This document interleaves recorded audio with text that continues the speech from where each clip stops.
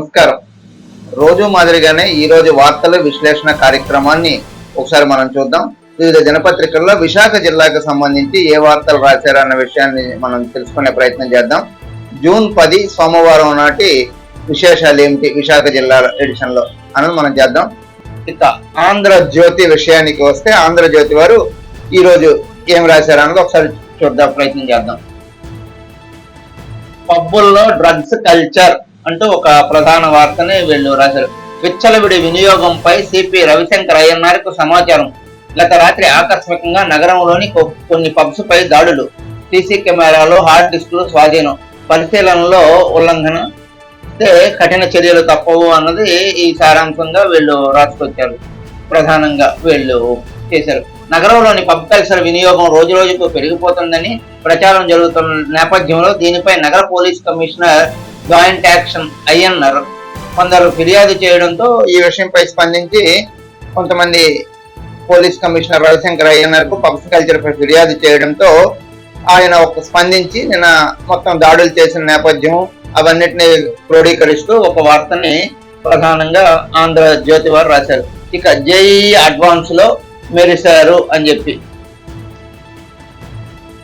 ABC కేటగిరీలో జిల్లా విద్యార్థికి జాతీయ స్థాయి ప్రథమ ర్యాంకు అంటూ ఇక్కడ ఎవరెవరైతే విద్యార్థులు ఇది పొందారో వాళ్ళందరినీ చూపిస్తూ ఒక వార్తని వీళ్ళు ప్రధానంగా హైలైట్ చేశారు.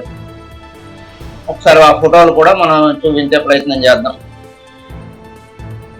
ఎవరెవరికి ఏ ర్యాంకులు వచ్చాయి ఏంటి అన్నది ఒకసారి ఇక్కడ చూశారు కదా. ఓబీసీ కేటగిరీలో జిల్లా విద్యార్థికి జాతీయ స్థాయి ప్రథమ ర్యాంకు, ఓపెన్ కేటగిరీలో 100 లోపు ముగ్గురికి, 50 మందికి పైగా 1000 లోపు ర్యాంకులు, కార్పొరేట్ విద్యార్థులదే హవా అంటూ ఒక వార్తని వీళ్ళు ప్రధానంగా ప్రచురించారు. ఎవరెవరైతే ఎస్ జ్యోతి ఆదిత్య 55వ ర్యాంక్ వచ్చింది, రెడ్డి అనిల్ 206వ ర్యాంక్ వచ్చింది అంటూ ఒక వార్తని వీళ్ళు రాశారు. గనుకొండ శ్రీనిధి 326వ ర్యాంకు. ఇలా ర్యాంక్ వచ్చినటువంటి విద్యార్థులను ఫోటోస్ వేస్తూ వీళ్ళు ఒక వార్తను రాశారు. ఇది ఇంత బ్యానర్ ఐటమ్ ఎందుకు రాశారంటే విద్యార్థుల్లో చైతన్యం కలగాలి, విద్యార్థులు మంచి భవిష్యత్తుకు వెళ్ళాలి. ఈ వార్త ఒక 10 మంది చూసిన తర్వాత విద్యార్థుల్లో ఒక రకమైనటువంటి ఉత్తేజం వస్తుంది. ఉత్తేజం వచ్చిన తర్వాత వాళ్ళు కూడా ఇలాంటి ర్యాంకులు సంపాదించుకోవచ్చు అన్న ఒక ఆలోచన స్ఫూర్తితో ఈ వార్తని మొదటి పేజీలో జేఈఈ అడ్వాన్స్ లో మెరిశారు అంటూ చేశారు. అలాగే ఎం బాల్ ఆదిత్య మొదటి ర్యాంక్ ఓబీసీ అన్నమాట. అలాగే ఎం ఋషివర్ధన్ 14వ ర్యాంక్ ఓబీసీ. ఇలా రాయడం వల్ల ఏమవుతుందంటే విద్యార్థుల్లో ఒక చైతన్యం వస్తుందని ఆంధ్రజ్యోతి వారు ప్రధానంగా ఆలోచించి ఈ వార్తని రాశారు. ఇది ఇలా ఉంటే ఇక ఇటువైపు మనం చూసుకున్నట్లయితే ఇక్కడ మరో వార్తను కూడా వీళ్ళు ప్రధానంగా రాశారు. కొంప ముంచేసిన విద్యాదేవన అంటూ మరొక వార్తని వీళ్ళు ప్రధానంగా రాశారు. విద్యాదేవన గత ప్రభుత్వం ఇచ్చేది, ఇప్పుడు ఆ విద్యాదేవన పరిస్థితి ఏ విధంగా ఉంది ఏంటి అన్న విషయాన్ని వీళ్ళు కూలంకుషంగా ఒక ఆర్టికల్ రాసినట్టు తెలుస్తుంది. ఇంజనీరింగ్ ఫైనల్ ఇయర్ విద్యార్థులకు 3 విడతల పెండింగ్. అంటే ఇంజనీరింగ్ చదువుతున్న వరకు ఇప్పటికీ 3 విడతల పెండింగ్ ఉంది. సర్టిఫికెట్లు ఇవ్వాలంటే ఫీజు చెల్లించాల్సిందంటున్న యాజమాన్యాలు, అప్పులు చేసి చెల్లిస్తున్న విద్యార్థులు తల్లిదండ్రులు అంటూ ఒక వార్తని వీళ్ళు ప్రధానంగా రాశారు.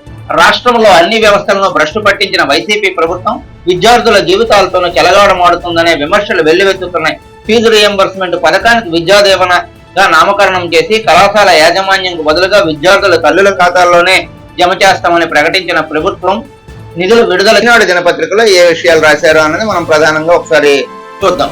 సరదాగా సెల్ఫీ, విషాదం కాకూడదు సుమా అంటూ. అంటే నిన్న ఆదివారం కావడంతో విశాఖ సాగర తీరానికి అత్యధిక పర్యాటకులు, నగరవాసులు అందరూ కలిపి రావడం జరుగుతుంది.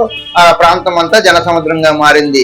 అయితే ఇక్కడ ఇది ఎలా ఉంటే వీళ్ళందరూ సెల్ఫీలు తీసుకోవడానికి బీచ్ల్లోకి వెళ్ళిపోతున్నారు. తస్మాత్ జాగ్రత్త అంటే ఎలక్ట్నెస్ అనమాట. బీచ్ లో రోజు ఎటువంటి ప్రమాదాలు జరుగుతున్నాయి అందరం చూస్తుంటాం. అయినప్పటికీ కూడా ప్రజల్లో చైతన్యం రావట్లేదు, పర్యాటకుల్లో చైతన్యం రావట్లేదు అని చెప్పి ఒక ఎలక్ట్నెస్ చేయడానికి ఈ వార్త ప్రధానంగా రాశారు. విశాఖ ఆర్కే బీచ్ తీరం ఆదివారం పర్యాటకులతో కిక్కిరిసిపోయింది. అలలతో ఆడుతున్న ఉత్సాహంగా గడిపేవారు కొందరైతే సెల్ఫీలు సరదాలో ప్రమాదాలు కొని తెచ్చుకునేవారు మరికొందరు. వారి అలలను సైతం లెక్క చేయకుండా బండరాళ్లపైకి చేరి సెల్ఫీలు తీసుకుంటున్నారు అనే దృశ్యాలను చిత్రమాలికలన్నీ ఇక్కడ వేశారు. అంటే బండరాలపైకి వెళ్ళి ఈ సెల్ఫీలు ఫోన్ గా ఇలా సెల్ఫీలు తీసుకోవడంతో కొంత ప్రమాదానికి గురవుతున్నారు అన్న యాంగిల్లో రాశారు. ఎప్పటికైనా పర్యాటకులు జాగ్రత్తగా ఉండాలి విశాఖ సాగర తీరంలో అని చెప్పి ఒక వార్తని వీళ్ళు ప్రధానంగా రాసుకొచ్చారు. ఇంకా మరో వార్త బ్యానర్ ఐటమ్ గా ఒక వార్తని వీళ్ళు రాశారు. దాతల సాయంపై రాజకీయ నీడలు, నిర్మాణాల మధ్య పెరుగుతున్న మొక్కలు అంటూ ఒక వార్తను వీళ్ళు రాశారు. వైకాపా అనుచరులకు హుదూద్ ఇళ్లు కేటాయింపు, 1,00,000 నుంచి 1.5 లక్షల వరకు వసూళ్లు, నిజమైన లబ్ధిదారులు ఆందోళన అంటూ మరొక వార్తను వీళ్ళు విశ్లేషణాత్మక కథనంగా కూడా రాశారు. కొమ్మాది విశాఖపట్నం విలేకరులు అందించిన సమాచారం మేరకు ఈ వార్తను అందించారు. హుదూద్ బాధితుల కోసం సినీ పరిశ్రమ ఆధ్వర్యంలో నిర్మించిన ఇళ్లపై రాజకీయ నీడలు కొమ్ముకుంటున్నాయని, గృహాలను కేటాయిస్తామంటూ ఉత్తర నియోజకవర్గంలో చెందిన వైకాపా కీలక నేత డబ్బులు వసూలు చేశారని పలువురు ఆరోపిస్తున్నారు. గతంలో పలువురు వైకాపా నాయకులు సైతం అధికారంలో కుమ్మక్కై ఒక్కొక్కరు నుంచి 1,00,000 నుంచి 1,50,000 వరకు తీసుకున్నట్లు సమాచారం. వారిని నమ్మించేందుకు Aadhaar card, ration card, xerox ఫోటోలు కూడా తీసుకున్నారని బాధితులు వాపోతున్నారు. అంటే ఈ దాతల సాయంపై రాజకీయ నీడలు అంటే దాతలకు సహాయం ఇస్తే రాజకీయ నాయకులు 1,00,000 నుంచి 1,50,000 వరకు ఉత్తర నియోజకవర్గంలో హుదూద్ వెళ్లే విషయంలో జరిగింది అని చెప్పేసి వీళ్ళొక ప్రధానంగా వీళ్ళొక వార్తని ఇలా రాశారు. ఇప్పుడు ఇది ఇందాక మనం చదువుకున్నట్టే విద్యకు సంబంధించిన వార్త ఒకటి వీళ్ళు ప్రధానంగా రాశారు. జేఈ మెయిన్స్ లో ఈ విద్యార్థులు ప్రతిభ సాధించిన దానిపైన వీళ్ళు ఒక వార్తని ఇలా రాసుకొచ్చారు. జేఈ అడ్వాన్స్ లో అంటూ ప్రతిష్టాత్మకమైన జేఈ అడ్వాన్స్ 2024 ఫలితాలలో నగర విద్యార్థులు జయకేతనం ఎగరవేశారు. కొందరు ఆల్ ఇండియా స్థాయిలో ప్రతిభ చూపగా మరికొందరు కేటగిరీలో ఉత్తమ ర్యాంకులు సాధించారు అంటూ ఇది ఒక వార్తని వీళ్ళు ప్రధానంగా రాశారు.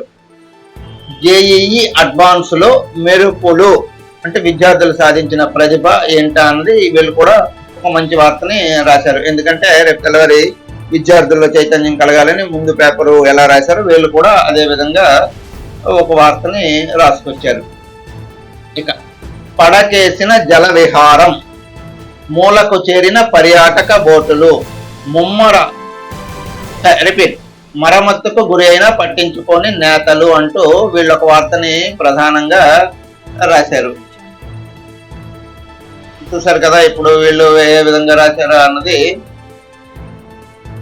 విశాఖలో పర్యాటకం అంటే గుర్తొచ్చేది ఋషికొండ వద్ద సముద్ర జల విహారము. అంతటి ఆదరణ కలిగిన విహార బోట్లను పూర్తి స్థాయిలో నిర్వహించలేకపోతున్నారు. దీంతో ఏపీ పర్యాటకాభివృద్ధి సంస్థ భారీగా ఆదాయం కోల్పోవలసిన పరిస్థితి వస్తుంది.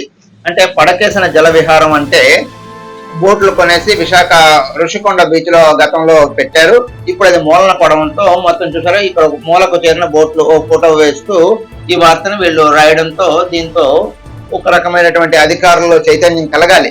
ఈ వార్త చూసిన తర్వాత అసలు ఏం చేయాలన్నది దీని మీద ఒక రకమైనటువంటి రివ్యూలు చేసి అది ఆ విషయాన్ని వీళ్ళు అధికారులు సమగ్రంగా దర్యాప్తు చేసి మళ్ళీ యథారాజా తదా ప్రజ కాకుండా ముందుగా మనం సాక్షి దినపత్రిక నుంచి వార్తలు చూసుకునే ప్రయత్నం చేద్దాం. సాక్షి దినపత్రిక, తీరం జన సముద్రం. నిన్న ఆదివారం కావడంతో విపరీతంగా విశాఖ బీచ్ కి జనాలు వచ్చి మొత్తం ఆ ప్రాంతం అంతా కిక్కిరిసింది, జన సముద్రంగా మారింది అన్నది ఒక వార్త వీళ్ళు ఒక ఫోటో ఐటమ్ వేస్తూ చాలా చక్కగా నీట్ గా రాశారు. ఇక మృగశిర వచ్చిన ముచ్చెమటలే అంటే మృగశిర వస్తే ఏంటంటే కొంచెం వాతావరణం చల్లబడుతుంది, నైరుతి ఋతుపవనాలు ఎంటర్ అవుతాయి.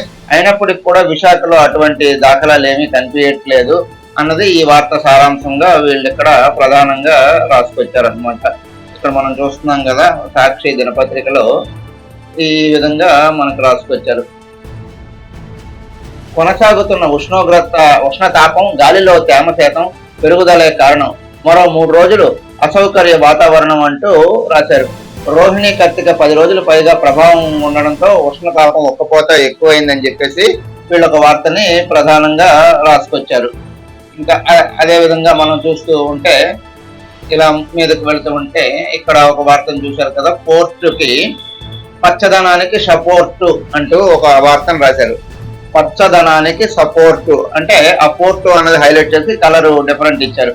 అప్పుడు పచ్చదనానికి మన విశాఖ పోర్ట్ ట్రస్ట్ చేస్తుంది అన్న యాంగిల్లో వీళ్ళు ఒక వార్తను రాశారు. అంటే పచ్చదనం పరిరక్షించాలి అన్న ఒక ఆలోచనతో విశాఖ ఉద్యోగస్తులందరూ ఒక రకమైనటువంటి ప్రణాళిక సిద్ధం చేసుకుంటూ విశాఖ పోర్టు ప్రాంతాన్ని అంతా పచ్చదనంతో నింపేస్తున్నారు అన్న వార్తని ఇది రాశారు. ఇక తడబడితే 30 బడి హైలైట్ చేశారు. తడబడితే 30 అన్నది ఇక్కడ వీళ్ళొక వార్తని ప్రధానంగా రాశారు. ఇక టీకాలే శ్రీరామ రక్ష అంటూ టీకాలు కంపల్సరీ వేసుకోవాలి అన్న దీంతో వీళ్ళొక వార్త ప్రధానంగా రాసుకొచ్చారు. చిన్నారులకు వ్యాధి నిరోధక టీకాలు తప్పనిసరి ప్రాణాంతక నుంచి పెట్టుకోవడానికి ఒక వార్త రాశారు. అవగాహన అవసరం అన్నది ఆఫీసర్స్ చెప్పినట్టు వీళ్ళొక వార్తని ప్రధానంగా రాశారు. మొత్తం మీద చూసుకుంటే తీరం జనసముద్రం, మృగశిర వచ్చిన ముచ్చమటలే, పచ్చదనానికి సపోర్ట్, అలాగే టీకాలే శ్రీరామ రక్ష, తడబడితే 30 అని ఒక వార్తలన్నీ వీళ్ళు సాక్షి దినపత్రికలో వార్తలు రాసుకొచ్చారు. ఇది వివిధ దినపత్రికల్లో వచ్చిన విశాఖ జిల్లా ఎడిషన్లపై వార్తలు, విశ్లేషణలు. రేపు ఇదే కార్యక్రమంలో కలుద్దాం. అంతవరకు సెలవు. నమస్కారం. మీ శివప్రసాద్.